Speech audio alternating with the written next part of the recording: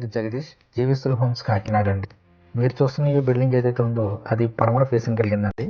Elevation చూడొచ్చు. 1 వీక్లో మొత్తం వర్క్లు, పెయింట్ వర్క్స్ అన్ని కంప్లీట్ అయిపోతాయండి. ఇది 20 అడుగుల వెడల్పు గల రోడ్ అండి. ఇది సింహద్వారం వచ్చేసరికి టేక్ ఇచ్చారండి.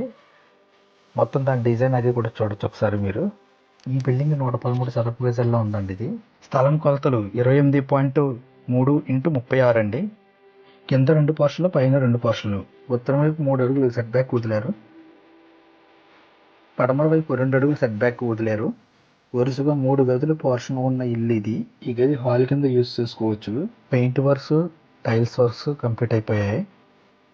కింద 2 పోర్షన్లకి, పైన 2 పోర్షన్లకి మొత్తం టోటల్గా కంప్లీట్ అయిపోయాయి.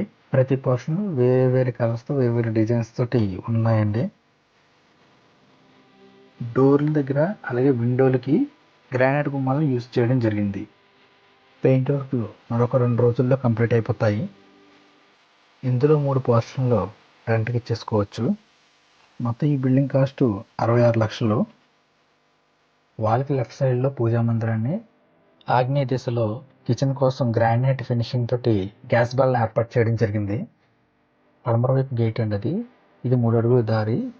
పైన ఉన్న 2 పోర్షన్లకు ఈ దారి మార్గాన్ని ఉపయోగించి ఇలా ఆగ్నేయంలో ఉన్న మెట్ల ద్వారా పైకి వెళ్ళాలి.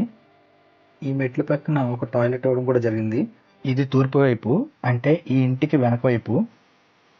ఇప్పుడు చూస్తున్నది ఇదంతా కూడా ఈ ఇంటికి 2వ పోర్షన్లో జరిగిన వర్క్లు చూస్తున్నారు. మస్కిటో నెట్తో ఉన్న గ్లాస్ డోర్స్ ఉన్న యూపీవీసీ కిటికీలను వాడడం జరిగింది.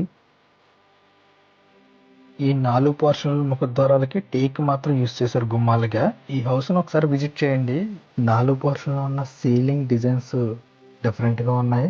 కలర్స్ కూడా వేరే వేరే కలర్స్ యూజ్ చేయడం జరిగింది. ఇక్కడ మీకు 2 పోర్షన్లో మాత్రమే చూపించడం జరిగింది.